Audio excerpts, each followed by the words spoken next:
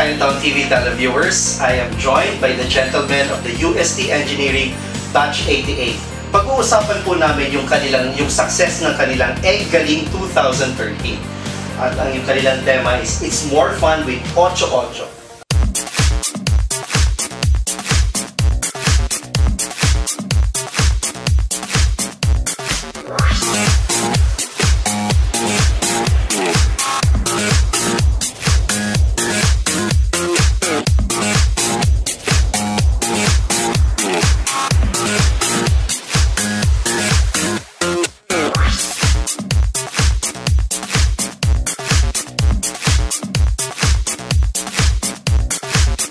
UST Engineering graduates, kamusta po? Ray, kamusta yung success ng inyong event? Wow, masaya-masaya kami kasi maraming pumunta. Alright. More than 400 ang pumunta at masaya ang mood namin. Okay, pero yung mga attendees nyo, are you in constant communication with them, Chong? Yeah, kasi alam mo naman may mga Facebook na, may Yahoo group, so kahit yung mga mga classmates namin na nasa abroad, we're in contact through Facebook sa Yahoo group. Check, nung nakita mo naman yung some of your classmates, I understand, classmate kayo ni Chong, ano? Yeah. Sa Chemical Engineering Department, ganun ba yun? Yeah. Yung iba, how did you feel when you see these people at 25 years after? Yung biggest challenge was remembering the names. Okay. And the face. And the size. And the hair.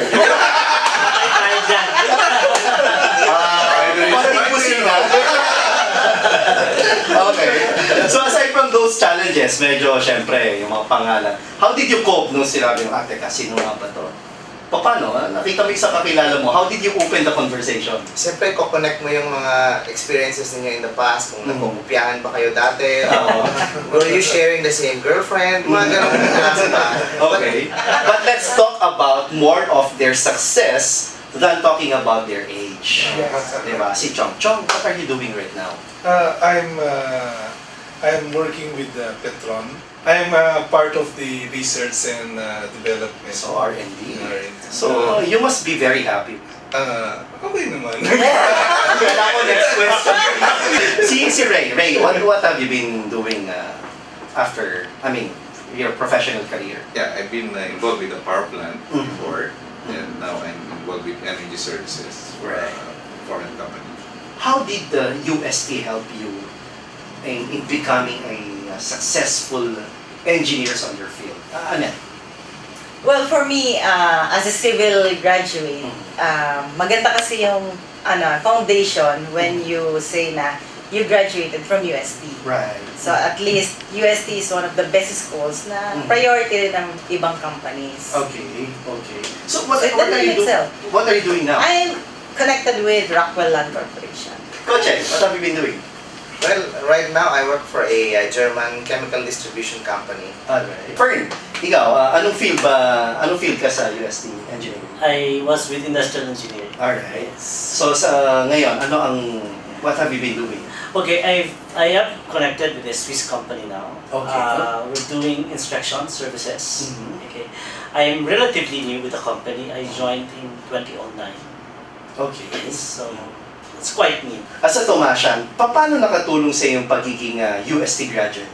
Well, I think for one, which I think everyone here agrees to, is the quality of education that we receive. Okay. So it's safe to say na pagka Tomasian ka, medyo ang dating hireable. Bakit nila i-consider ang UST? Regardless kung engineering, nursing, or what? Academic discipline and the value formation. Because if you would just base your success on academic discipline, your formation is not complete. That's how I look at it. Okay. Ikaw, Annette, sa mga nakikinig sa atin, why would they choose UST? Number one, as babae, yung campus kasi siya.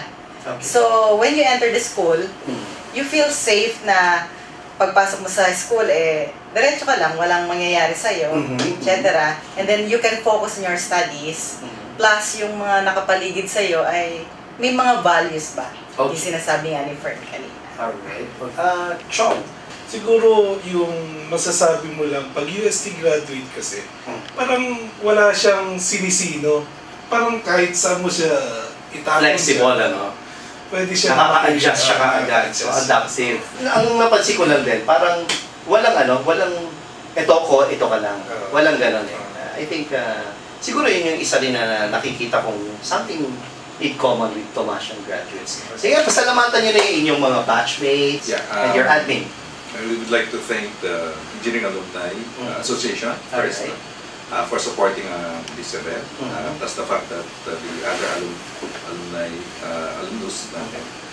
Can I once again hear the yell of your group before I end up this conversation? 1, 2, 3. Engaling 2013! Alright. It's full of energy. Nakakatuwa po na nakasama ko ang mga ilang miyembro at organizer nung nakaraang February 16 na event ng 88, the Batch 88 of UST Engineering. Nakakatuwa po na naging bahagi ako for this very noble event. Ladies and gentlemen, to our dear Chinatown